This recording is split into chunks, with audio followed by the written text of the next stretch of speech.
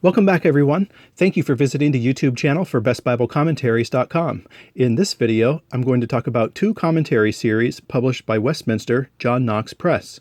Before I do that, I invite you to subscribe to my channel if you're not already. If you like to see videos on biblical studies resources like Bible commentaries and theology books. Also, I invite you to click that thumbs up button on my videos. That really helps me out on YouTube because it pushes my videos out to people who might find them helpful and informative, I hope. And also feel free to leave a comment or ask a question down below.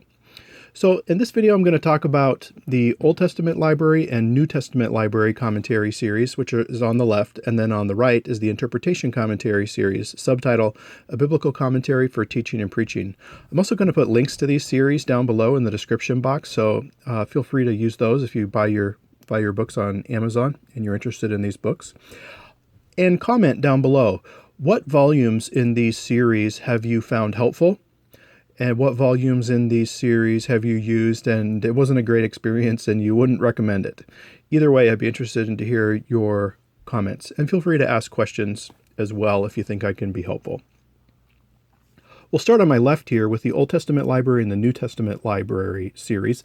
The publisher refers to these as two different commentary series. I generally refer to them as one series on my website and on my YouTube videos. I think the publisher refers to them as two series because they were two different publishing projects. Nevertheless, I'm referring to them as one series. So the Old Testament Library series was first published, I believe the first volumes came out in the 60s, I think the late 60s. They're generally considered moderately critical. And also, I realized recently, a few years ago, that some of the authors in the Old Testament Library series are not Christians. They're not believers. And I was not aware of that at the time. I was doing a little research. I was actually interacting with one of the authors in this series, and we were exchanging emails. And eventually, because of the direction the conversation was going, he said, "You understand that I'm not a Christian, right?" And I said, no, I didn't know that, but thank you for telling me. And so that was interesting. That was just a little bit unexpected, but that tells you a little bit about the Old Testament Library series and some of the approaches that the authors take. As I said, that they're critical approaches. If you're familiar with this Exodus commentary, you know that there's Childs takes a critical approach in this volume. This is one of the most well-reviewed. This is probably the most well-reviewed volume in the Old Testament Library series. But at least for conservatives, there are some issues to be aware of. I'm not going to go into that real in-depth at all in this video because I have another video I did recently about this book and another commentary on Exodus where I kind of dive into what is some of the controversy regarding the reviews that conservatives have given for this commentary. So I'll refer you to that video for more information on that particular volume. So the New Testament Library series is a little bit newer. It has well-reviewed volumes in it. I would say that it is a mid-level series and it's somewhat critical, not to the same extent as the Old Testament series, but it is moderately critical, I would say. Authors do interact with exegesis. They do discuss the exegesis of the text as well as textual criticism. A reader does not need to know Greek and Hebrew in order to maximize these commentaries, but there is discussion of the original language. The original words and phrases and verses are all transliterated, so you don't need to be able to read Greek and Hebrew letters. This Hebrews volume by Luke Timothy Johnson is one of the most well-reviewed. It might be the most well-reviewed in the New Testament Library series, so let me know if you've used this one before, what you think of it. There are paperbacks coming out in this series as well, which makes volumes more affordable. Here is an example of one in the Old Testament library series. I can't remember off the top of my head now if I've seen a New Testament volume that's a paperback. Maybe those are out. I just can't quite remember. But this would be an example of a paperback of the Old Testament volumes, and this is First and Second Chronicles by Sarah Japhet. This is one of the best reviewed commentaries on the book of First and Second Chronicles as well. I think on my website I might have it as like 2 or 3 based on aggregate academic reviews. I think I have this ranked like 2 or 3.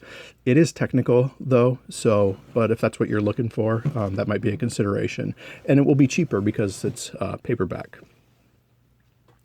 All right, let's switch gears and talk about the Interpretation Commentary series. I would describe this as a mid-level commentary series. It's also moderately critical, not to the extent of the Old Testament library series, but there are still critical approaches and critical conclusions reflected in some of these volumes. So that's something to be aware of as you're going in if you take a more conservative approach to Scripture. This volume that I'm showing you here, 1 Corinthians by Richard Hayes, is one of the best reviewed. It might be the best reviewed volume in the series. Trying to think quickly off the top of my head. It might be one of the best. It might be the best reviewed. It's mid-level. A reader does not need to know Greek in this case in order to maximize the commentary. The Greek letters are transliterated. I don't know if you can see that, but it's the word porneia in a discussion on 1 Corinthians chapter 7, and it's English lettering, not Greek. It's the Greek word, but it's English lettering, and that just helps people who aren't familiar with Greek to understand the pronunciation of words and phrases in the original language. The subtitle is a Bible commentary for teaching and preaching. There's not much, so the target audience is pastors. There's not much exegesis, though, in these volumes. It's more of theological insight, historical insight. That's really what the reader is getting in these volumes. So if you're going to use an interpretation volume, it would be good to pair it with a commentary that has an exegetical approach to Scripture, and maybe one that has an application approach as well, if that's of interest to you. So, but you're not going to get a lot of exegesis or a lot of application. You kind of get the building blocks for application with the theological reflection, but other volumes will treat it more thoroughly. So theology and history, if that's what you're interested in, this might be a good series for you. That might be a good volume for you. James May's volume on Psalms is also very well reviewed. The interpretation series, I'm showing Genesis back there as well. That's another very well reviewed volume. The paperback editions of these books, I think, is relatively new. I don't think those have been out or been available for too long. A lot of interpretation commentaries look like this. So this is the Ruth volume, and there's no dust jacket on it. But if you're at a used bookstore or you're looking online for used copies and you see this is the interpretation series, what it used to look like. And in this format, you can usually find these used for under $10. I think this one was under $10. So